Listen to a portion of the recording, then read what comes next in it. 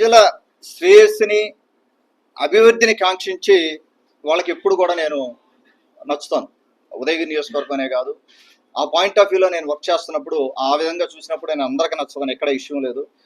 అక్రమంగా కొంతమంది ఏంటంటే అక్రమంగా మేము వెనకేసుకుందాం, మేము అవి చేస్తాం అనే వాళ్ళని నేను ఎంటర్టైన్ చేయకపోతే డెఫినెట్గా వాళ్ళు నా మీద ఇటువంటి చేసే అవకాశం ఉంది. రాజకీయాల్లో సర్వం సాధారణం ఇవన్నీ అని తెలుసు, అయినా కూడా మనం రాజకీయాల్లోకి వచ్చాను. నేను ప్రత్యక్ష రాజకీయాల్లోకి వీటన్నిటికీ ఏం భయపడేది లేదు. ఇక్కడ సమస్య ఏంటంటే ఆమె వెనకాల పెద్ద కుట్ర ఉంది.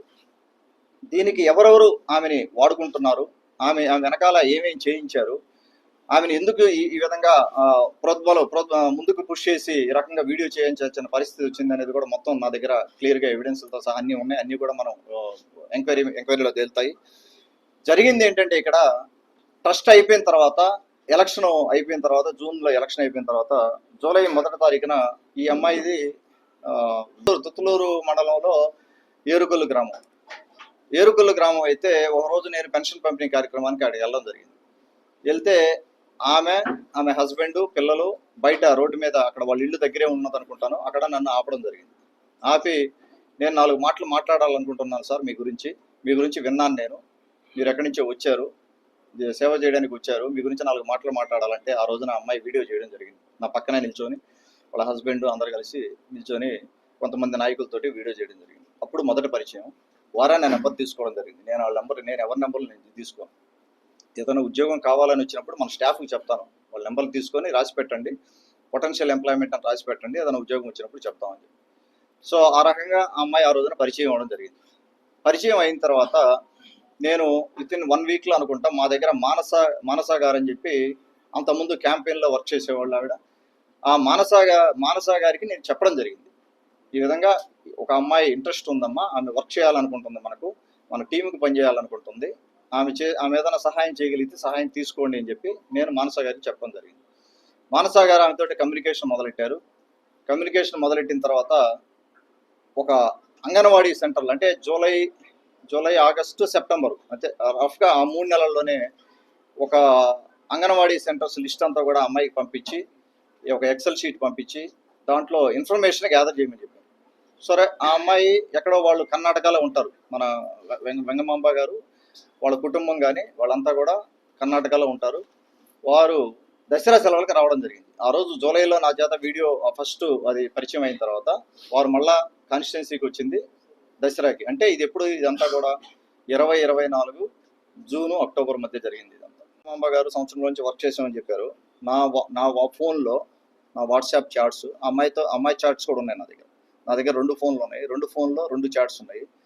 2 చాట్స్లో last chat conversation October 2024 WhatsApp chat 28 మెసేజ్లు, అన్రీడ్ మెసేజెస్. ఇది ఎందుకు నేను చాట్ ఓపెన్ చేయలేదంటే నాకు లీగల్గా కావాలి, దీన్ని నేను డిపార్ట్మెంట్కి హ్యాండ్ ఓవర్ చేస్తాను, మీడియా మిత్రుల సమక్షంలో కూడా హ్యాండ్ ఓవర్ చేస్తాను, నాకు ఏం అభ్యంతరం లేదు, నేను డిపార్ట్మెంట్కి హ్యాండ్ ఓవర్ చేస్తాను ఇది. ఎందుకంటే ఆ అమ్మాయి బేస్లెస్ అలిగేషన్స్, ఫేక్ న్యూస్ నా మీద మాట్లాడుతుంది కాబట్టి ఇది చెప్పాల్సిన అవసరం ఉంది. ఎందుకంటే ఆ అమ్మాయి చుట్టూ జరిగే కాన్స్పిరసీని కూడా బయట తీయాల్సిన అవసరం ఉంది కాబట్టి. ఎందుకు అబద్ధాలు, ఎవరి మీద అబద్ధాలు? తెలుగుదేశం పార్టీ ఎమ్మెల్యే మీద అబద్ధాలు. ఏం సాధిద్దామని? డబ్బుల కోసమా, ఫేమ్ కోసమా, లేకపోతే ఓవర్ నైట్ స్టార్ అయిపోదాం అనుకునే? ఓవర్ నైట్ స్టార్ ఇట్లా ఎవరు తల్లి? ఓవర్ నైట్ స్టార్లు ఇలా ఎవరెవరు? ఇలా అయినట్టు కూడా చరిత్ర లేదు ఎక్కడ కూడా. ఆలోచించుకో తల్లి, నీకు కూడా చెప్తా ఉన్నా నేను ఈ ప్రెస్ మీట్ సమక్షంలో. ఏం ఆశించి మీరు చేస్తున్నారనేది ఒకసారి ఆలోచించుకోమని ఆవిడ కూడా చెప్తా ఉన్నాను. మీ చుట్టూ దొరికే కాన్స్పిరసీని కూడా మీరు గమనించుకోవాల్సిన అవసరం ఉంది. మీకు తెలిసి చేస్తున్నారా తెలియచేయట్లేదు నాకు తెలియదు. నేను వాట్సాప్ మెసేజ్ అక్టోబర్ 10లో నాకు అప్పుడు దాకా కమ్యూనికేషన్ చాట్ ఉంది, తర్వాత నేను ఓపెన్ చేయలేదని చెప్పాను. ఎందుకు చెప్పడం జరిగిందంటే హోటల్లో ఉంటానని చెప్పాను నేను విజయవాడలో.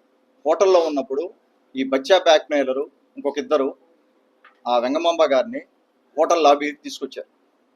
హోటల్ లాబీకి తీసుకొచ్చి వీడియోలు చేయడానికి ప్రయత్నం చేశారు. నాకు ఇంటెలిజెన్స్ ఇన్ఫర్మేషన్ ఉంది, నా గన్మ్యాన్ అలర్ట్ చేశాడు, నా పిఎస్ఓ అలర్ట్ చేశాడు, నా స్టాఫ్ అలర్ట్ చేశారు.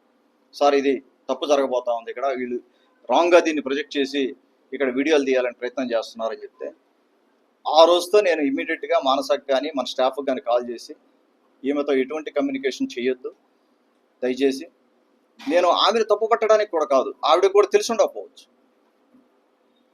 తల్లి నీకు అదే చెప్తాను నేను, మీకు కూడా తెలిసి ఉండకపోవచ్చు, ఇది మీ చుట్టూ ఏం జరుగుతుందని తెలిసి ఉండకపోవచ్చు. పనికి మాలిన వాళ్ళని, పనికి మాలిన బ్లాక్ మెయిలర్స్ని మీ చుట్టూ పెట్టుకొని మీరు ఆ రోజున హోటల్ లాబీలో ఉన్నారు. నేను కూడా మాట్లాడే మీతోటి ఆ రోజున మీరు అడిగారు పాలిటిక్స్ వద్దని. ఎవరు చెప్పారమ్మా పాలిటిక్స్ వద్దని? నేను ఎవరు చెప్పడానికి పాలిటిక్స్ వద్దని?